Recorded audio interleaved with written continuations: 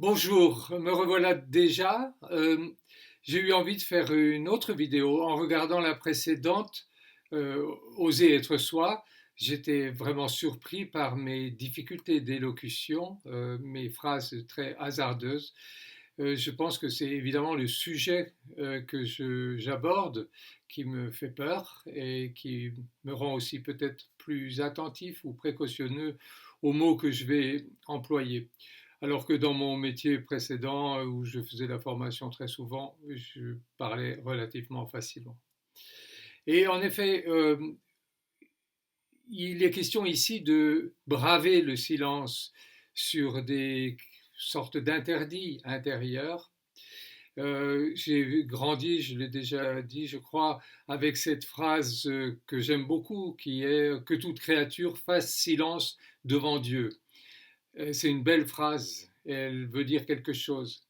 Et en même temps, elle peut être paralysante. Et c'est cette paralysie contre laquelle je suis en train de lutter.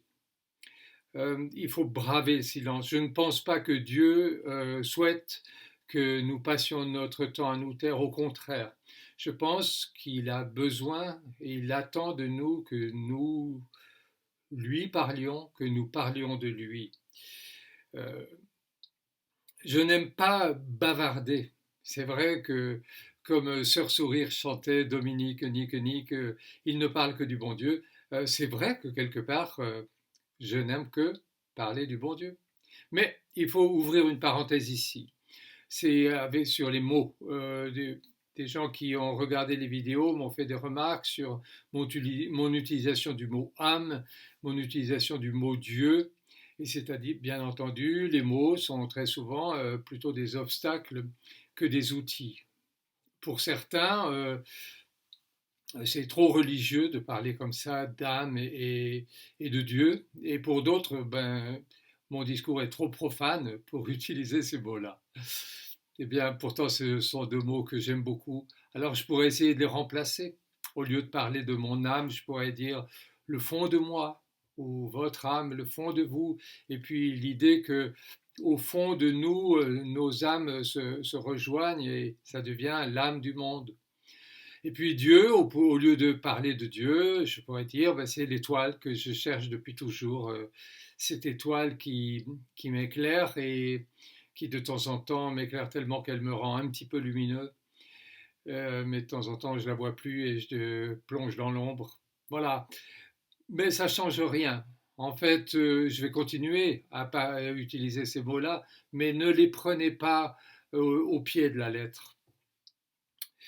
Mon envie, c'est en effet de parler de Dieu, mais pas de parler sur Dieu, parce que tout a été dit, écrit, et tellement mieux.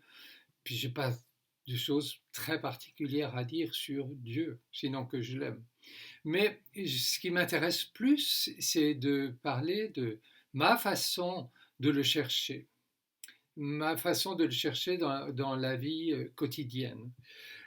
Pour moi, c'est à l'intérieur, vous l'avez déjà compris si vous avez vu les autres vidéos, c'est à l'intérieur que je le cherche et que je le trouve et que je sens que d'autres ont envie aussi d'aller le chercher là. Je suis tellement étonné quand on va sur les merveilles qu'on voit sur Facebook, sur YouTube, etc. Il y a des tonnes, des milliers, des millions de vidéos et de textes magnifiques sur la recherche spirituelle, mais quand même toujours avec des prêtres, des gourous, des chamans, des guides extérieurs. Bien sûr, ils sont importants. Bien sûr, à certains moments, et c'est un petit peu le rôle que je joue dans cette vidéo modeste, c'est de donner ma guidance, ma façon de voir. N'empêche que l'essentiel, en tout cas pour moi, du message, et c'est celui-là que devraient donner tous les guides, il me semble, et que beaucoup ont donné, c'est trouver le guide, trouver le gourou, trouver le chaman à l'intérieur de vous. C'est là qu'il est, c'est celui-là qu'il faut aller trouver. Et je pense que c'est une exigence, une urgence de cette époque dont on ne sait pas où elle nous amène et qui craque de partout. Je crois que plus que jamais, ce besoin spirituel nous renvoie à l'intérieur de nous-mêmes. Et pas d'une façon théorique, mais je pense en habitant très profondément toutes les minutes de notre vie quotidienne, en regardant où nous bloquons le passage à cette lumière, où nous nous empêchons d'être transparents, enfin pas transparents, mais en tout cas des véhicules libres pour cette lumière. Et je crois que c'est pas du tout un travail élevé quelque part, c'est un travail très terrien, terrien pour se relier au ciel. Mais je pense que nous habitons sur terre, avec le cœur attiré par le ciel.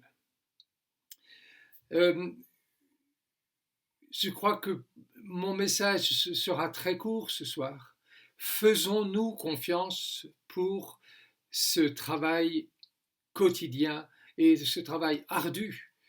Aimons notre vie quotidienne. C'est pas aimons la vie en général, c'est aimons notre vie dans ces choses faciles, dans ces choses difficiles. Aimons notre monde, le monde autour de nous, notre monde intérieur.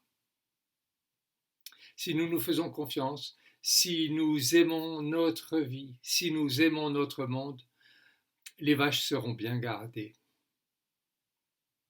Je vous embrasse.